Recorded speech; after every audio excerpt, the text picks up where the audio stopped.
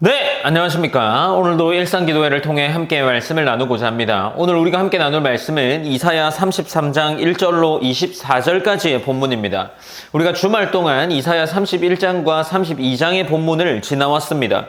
그 본문에서는 하나님께서 아수르의 위협 앞에서 애굽과 이 애굽의 말과 병거를 의지하려는 유다를 책망하려 하셨습니다. 그리고 하나님은 책망으로 끝내지 않고 다시 여호와께 돌아오라라고 권하고 있었죠. 그리고 장차 한 왕이 공의로 통치하시며 하나님의 영이 부어질 때 참된 평안이 임할 것을 약속하십니다. 오늘 33장 이 본문에서는 그러한 하나님의 약속이 조금 더 선명하게 나타납니다. 아수르는 여전히 강하고 예루살렘의 현실은 절망적으로 보이지만 하나님께서는 대적을 심판하시고 시온을 구원하시며 자기 백성 가운데 왕으로 다스리실 것을 말씀하십니다. 본문 1절로 6절 말씀에서 하나님께서는 먼저 학대하고 속이는 자를 향해 심판을 선언하십니다. 문맥상 유다를 위협하던 아수르를 가리키는 것으로 이 1절로 6절까지의 말씀을 생각해 볼 수 있죠. 강한 자가 언제까지 강한 것이 아니라 다른 사람을 짓밟으며 얻은 힘도 언젠가는 하나님 앞에서 심판받게 될 것을 이야기합니다. 이러한 상황 가운데서 이 아수르는 결국 하나님의 심판을 받게 될 것을 계속해서 이야기를 하시는 거죠.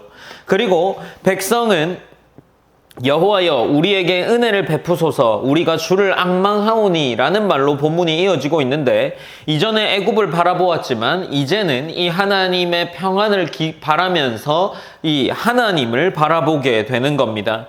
그리고 6절 말씀에서는 중요한 고백이 나오는데 6절에서 이렇게 기록하고 있습니다. 내 시대에 평안함이 있으며 구원과 지혜와 지식이 풍성할 것이니 여호와를 경외함이 내 보배니라 라고 기록을 하고 있습니다. 어떻습니까? 유다가 정말 붙들어야 할 것을 다시금 말해주는데 그것은 애굽이나 강한 병력이 아닌 여호와를 경외하는 것이었습니다. 하나님을 경외하는 믿음이 그들에게 보배라는 사실을 다시 말하고 있는 거죠.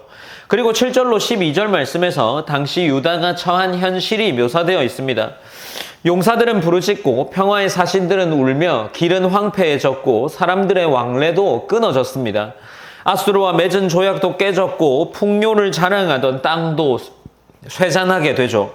인간이 의지했던 외교와 힘이 아무런 도움이 되지 못하는 상황이 펼쳐집니다. 그런데 바로 그때 하나님께서 말씀하십니다. 하나님께서는 이렇게 말씀하시는데 내가 이제 일어나며 내가 이제 나를 높이며 내가 이제 지극히 높아지리니 라고 말씀하십니다. 사람의 방법이 모두 실패한 그때 하나님께서 일어나십니다. 그리고 일어나신 하나님께서는 아수르가 아무리 강한 계획을 세워도 결국 결을 잉태하고 지푸라기를 낳는 것에 불과하다라는 말씀을 하시죠. 하나님께서 일어나시면 그들의 힘도 무너질 수밖에 없습니다. 그리고 본문 13절로 16절 말씀에서 하나님의 심판을 본 사람들에게 하나님을 경외하라 말씀하십니다. 특히 시온의 죄인들은 거룩하신 하나님 앞에서 두려워하며 우리 중에 누가 삼키는 불과 함께 거하겠느냐라고 묻습니다. 이어 본문은 하나님 앞에서 살아가는 사람의 모습을 보여주죠. 공의롭게 행하고 정직하게 말하며 부당한 이익과 뇌물을 거절하고 악을 멀리하는 사람입니다. 하나님을 경외한다는 것은 마음으로 하나님을 두려워하는 것, 그걸로 그치는 것이 아니라 그 개인의 삶의 정직함과 거룩함으로 그 모습이 드러나야 한다는 거죠. 그리고 17절로 19절 말씀해 보면 하나님은 구원받은 백성이 바라보게 될 새로운 광경을 나타내 보이십니다. 그 광경은 무엇입니까? 17절에서 내 눈은 왕을 그의 아름다운 가운데에서 보며 광활한 땅을 눈으로 보겠고 라고 이 17절의 말씀이 이어지고 있습니다. 지금 그들의 눈에는 아수르의 군대 위협이 가득하지만 하나님께서 구원하시는 날에는 아름다우신 왕을 바라보게 될 것을 말씀하시죠. 과거 자신들을 두렵게 만들던 두려움은 더 이상 존재하지 않습니다. 그들을 괴롭혔던 일은 그저 지나간 일이 되는 거죠. 백성의 시선이 두려움의 대상에 있는 것이 아니라 자신들을 구원한 왕에게로 그 시선이 옮겨집니다. 20절로 22절 말씀에서 시온의 평안이 묘사되고 있습니다. 예루살렘은 옮겨지지 않는 장막처럼 평안한 처소가 되고 하나님께서는 넓은 강과 시내처럼 자기 백성을 보호하십니다. 그리고 22절에서 그렇게 보호하시는 이유에 대해서 말씀하시기를 대저 여호와는 우리 재판장이시오 여호와는 우리에게 율법을 세우시니요 여호와는 우리의 왕이시니 그가 우리를 구원하실 것임이니라 라고 말씀하시죠. 하나님의 백성이 이 안전한 이유는 자신들의 강함 때문이 아니라 하나님이 그들의 왕이 되셨기 때문이라는 것을 말씀하고 있습니다. 본문은 23절, 24절로 이어지면서 마지막으로 그 구원이 인간의 힘으로 이루어진 것이 아님을 분명히 하고 있습니다. 배의 밧줄이 느슨하고 돛대조차 제대로 세우지 못할 만큼 인간의 힘은 부족하지만 하나님께서 승리를 주시기에 다리를 저는 사람까지 전리품을 나누게 됨을 이야기합니다.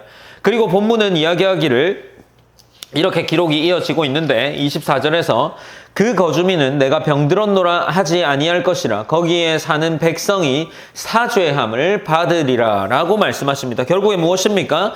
거기에 사는 백성이 사죄함을 받으리라 라고 말씀으로 끝이 나면서 하나님의 구원은 아수르라는 외적인 문제에서 멈추는 것이 아니라 하나님께서 자기 백성의 가장 깊은 문제인 죄까지 용서하시고 그들을 회복시키겠다는 것을 이 24절에서 말하고 있습니다. 오늘 본문은 마찬가지 이사야가 계속해서 이어져 나오는 것처럼 아수르에 대한 심판, 유다가 정말 의지해야 할 대상이 누구인지를 보여주는 본문들로 계속해서 이어지고 있습니다. 우리의 시선이 어디를 향하고 있는지를 묻고 있는 본문도 기록되어 있었죠. 유다가 의지했던 애국과 군사력, 외교적인 방법은 모두 흔들렸지만 하나님은 흔들리지 않으셨습니다. 그래서 말씀은 여호와를 경외함이 내 보배다 라고 분명히 선언하고 있죠. 그리고 두려운 현실만 바라보던 백성에게 내 눈은 왕을 그의 아름다운 가운데서 보리라 라고 약속합니다.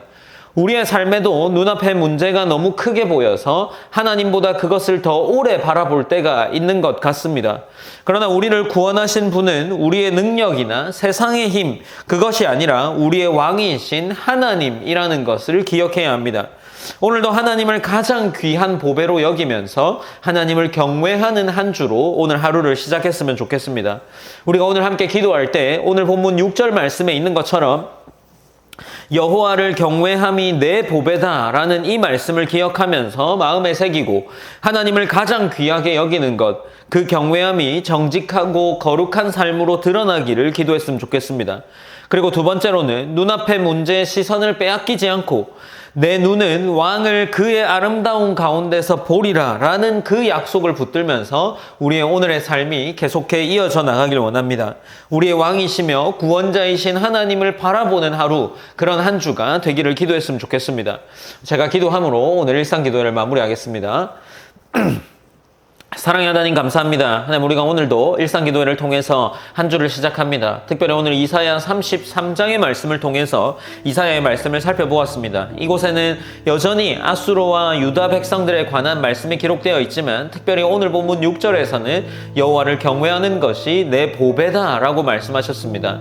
하나님, 우리가 그것을 마음으로 받아들이고 우리의 삶에서도 하나님을 경외하는 자세, 그것이 우리의 삶의 정직함과 거룩함으로 드러날 수 있도록 하나님 인도하여 주시옵소서. 그리고 우리가 처한 상황에 매몰되어서 그 앞에 상황들에만 시선을 집중하고 있는 것이 아니라 우리를 구원하실 아름다우신 왕, 그 하나님에게 우리의 시선이 맞추어져서 이번 한 주간의 삶을 살아나갈 수 있도록 하나님이 인도하여 주시옵소서. 모든 영광 하나님께 올려드리며 살아계신 예수님의 이름으로 기도드립니다. 아멘.